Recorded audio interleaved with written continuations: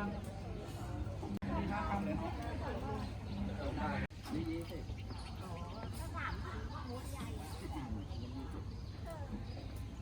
ถ้าทำแบบนี้นะไม่มีใครทำอยู่เขาเคยแล้วเคยทำให้แล้ว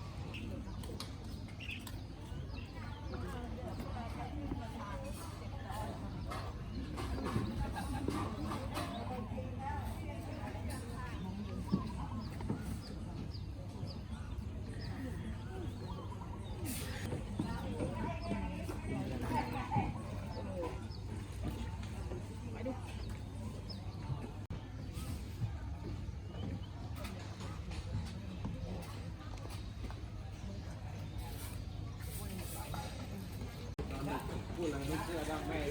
แม่ขบวนมาดูอะไรแค่ได้อะ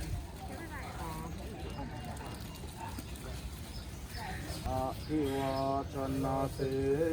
สานิจังวุฒาปัจจายโนจัตตารโอธรรมาวัฏชันติอายุวันโนสุขังภะลัง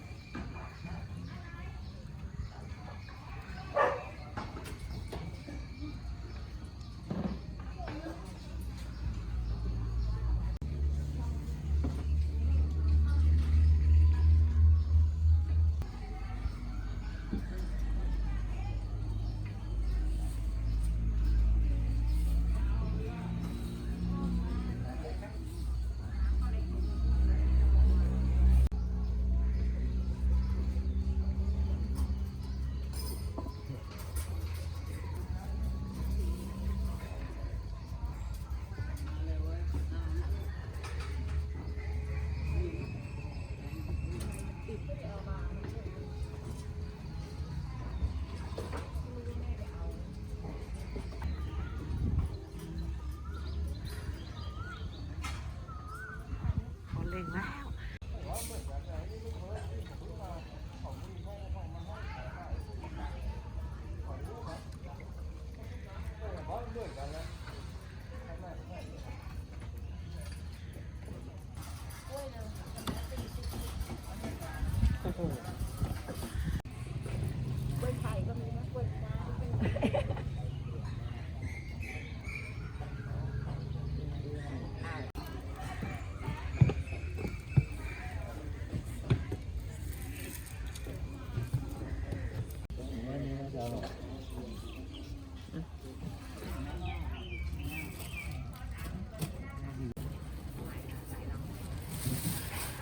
ไปด้วยก็ได้หยิบง่ายแล้วก็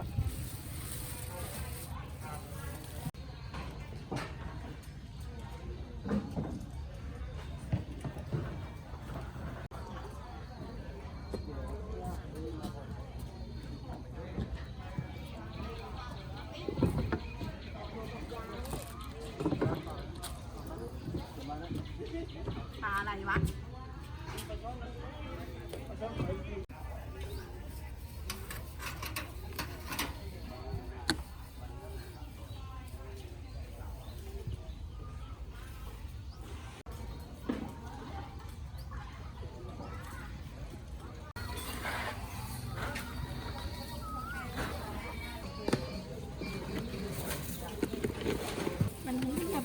จีนก็เลยทำน้อยหน่อย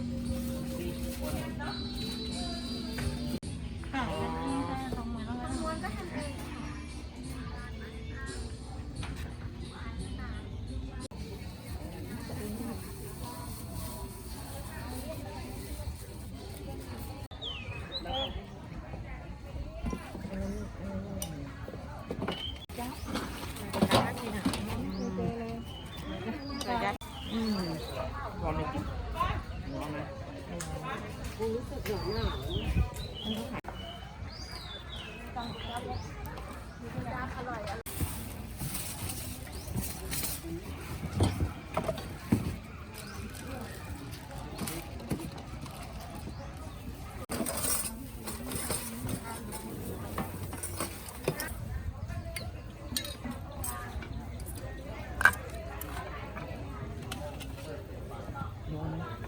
อแม่แกไม่มา ยัง มาตรงเนี้ย เดี๋ยวไอ้นาย ของเห็นเนี่ยปลาหมึกปลาช่อนนะคะขอเท่าไหร่ ที่มาชอบไปสิ ปลาช่อนจะไปทีห่อละ20ลองซื้อไปชิมที่มีห่อดีแบบกินเกี่ยวไปแล้วนี่ค่อยดาวกินต่อเก่งค่ะ ชิมก่อนนะครับ เป็นต้นหนึ่งเดียว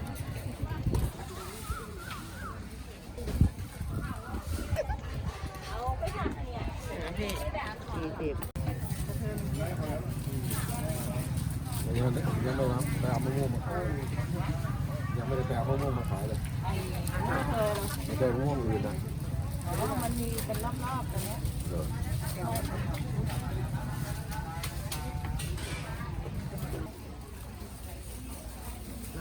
เช้า ม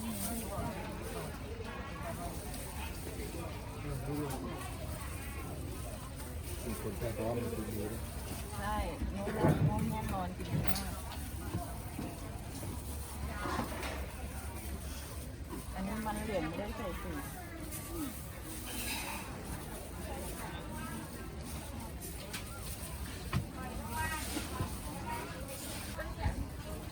เยอะไปนะคะ